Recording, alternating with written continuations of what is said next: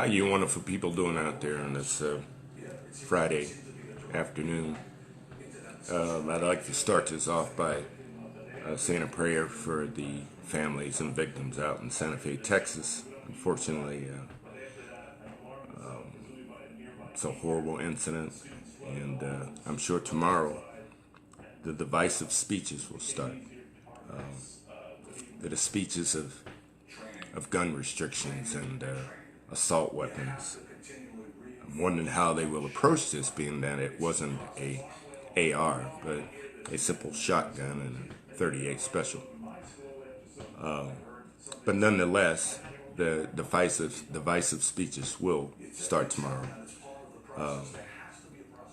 And it seems to be that this all politicians talk about is like the media figures out a way to divide us.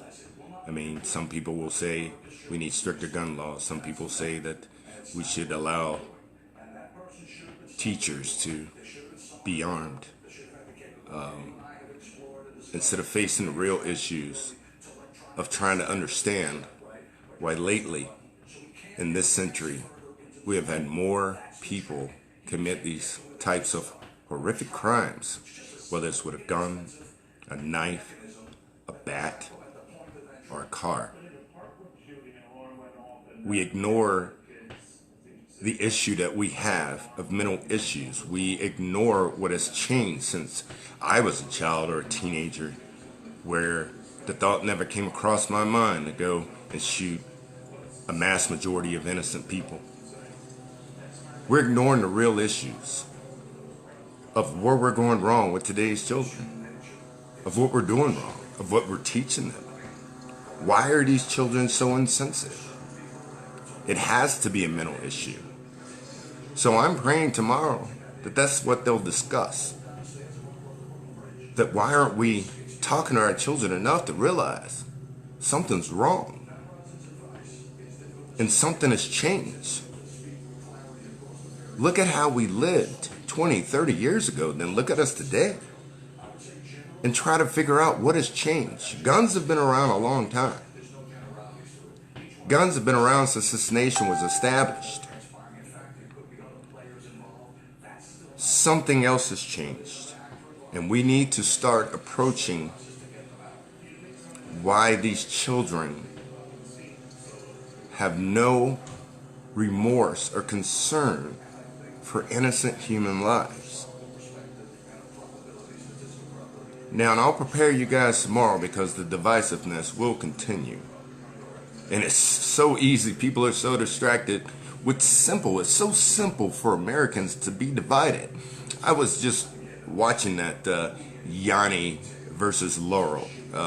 Just for the record, I heard Yanni, and I do understand that my hearing picks up higher pitches, and that's why some people hear Yanni and some people hear Laurel. But just a simple video like that, I've seen people fight with their families and name call and become divisive over something so simple. Who cares if he said Yanni or Laurel? Who cares? What is it going to fix? I'll tell you what it destroys. Families, friendships, decent working conditions among coworkers. That's what it does.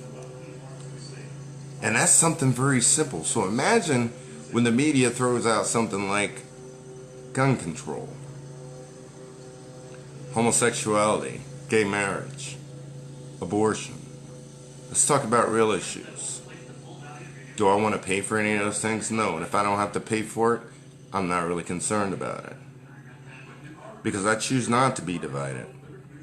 I choose to look for Americans who want to find out what we have more in common than what we have different. A lot of us eat different food. A lot of us listen to different music. A lot of us are different in many ways, hairstyles, sexual orientation. But what we have in common is this country. And for us to continue to embrace what we don't have in common, this country has to exist and this country has to be safe.